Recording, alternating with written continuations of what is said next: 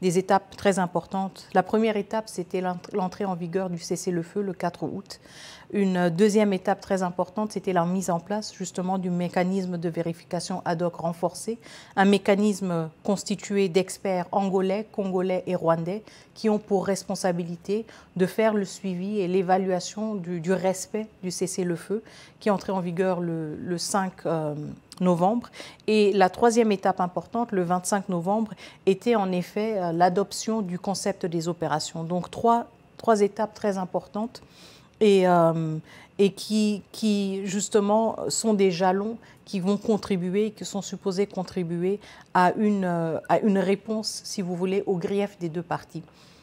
Et donc, ce sera une grande préoccupation pour nous de voir comment les engagements qui sont pris dans le cadre d'un éventuel accord que les chefs d'État vont signer seront respectés. Et c'est là où nous prenons en témoin justement la communauté internationale, le Conseil de sécurité, tous ces acteurs, tous ces partenaires qui ont plaidé pour une résolution pacifique et diplomatique de la situation.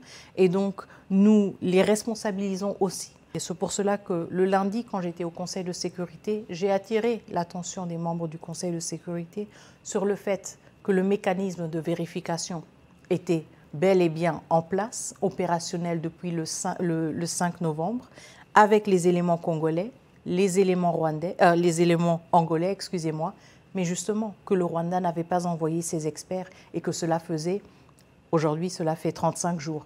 Et donc, c'est justement le rôle du Conseil de sécurité, c'est justement le rôle de la communauté internationale, mais aussi le nôtre en tant que partie prenante, de mettre la pression sur tous les acteurs pour que les engagements qui sont pris soient respectés.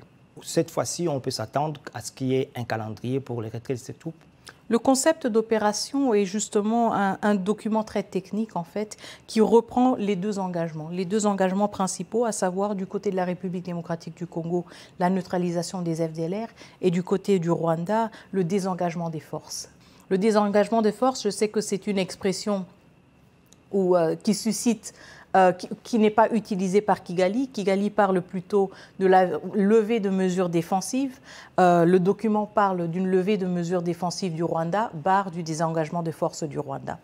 Pour nous, la réalité est claire et ce n'est pas juste la réalité présentée par la République démocratique du Congo, c'est la réalité documentée par les experts des Nations Unies qui attestent la présence d'au moins 4000 militaires rwandais sur le sol congolais.